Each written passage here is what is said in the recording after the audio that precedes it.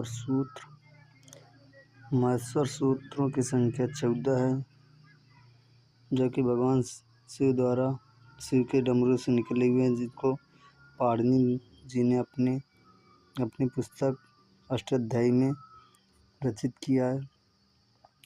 14 महेश्वर सूत्र ये हैं। पहला अयण, दूसरा ऋषलैक, तीसरा एवं, चौथा आयोच, पांचवा हायावराटा, छठा लाण, सातवां इमांगणम, आठवां झवई, नौवां गणदस, 10वां जपगणदस, 11वां खपछड़तव, 12वां कपई, 13वां ससर, 14वां हल। ये 14 महेश्वर सूत्रों में पहले और दूसरे के अंतर्गत जो वर्ण आते हैं, इसमें अंतिम वर्ण नहीं लिया जाता। तो पहले और दूसरे वर्ण के अंतर्गत जो पहले और दूसरे जो आएंगे वो मूल स्वर होते हैं। जैसे अयण में आ ई उ, ऋषलैक में ऋष और ला, ये 3 2 5 मूल स्वर हैं।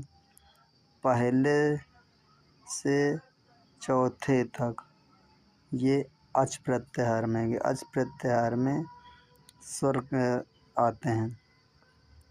पांचवा और छठा जो है अंतस्थ हैं। अंतस्थ इसलिए कहा जाता है क्योंकि ये स्वर और व्यंजन के बीच में है।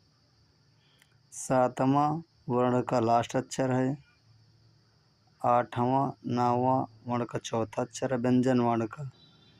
ये व्यंजन वर्ण का 5वां अक्षर, ये व्यंजन वर्ण का चौथा अक्षर है 8वें 9वां। 10वां जो है व्यंजन वर्ण का तीसरा वर्ण है। 11वां 12वें में व्यंजन वर्ण का पहला और दूसरा वर्ण आएंगे। 13 और 14 में ऊष्म व्यंजन होता है। इन्हीं 14 महेश्वर सूत्रों से प्रत्याहारों का निर्माण हुआ है। जैसे आड़, ये प्रत्याहार, इसके अंतर्गत आने वाले वर्ण, ये सूत्र है इसका। अण प्रत्याहार में ढ्रालोपे पूर्वस दीर्घो अणा। इसमें वर्ण आ रहे हैं आ ई उ। आ ई उ वर्ण आ रहे हैं। अक में ये वर्ण आएंगे। इसका सूत्र आकाशवर्ण है दीर्घा। आज के अंतर्गत आने वाले वर्ण इको अणच।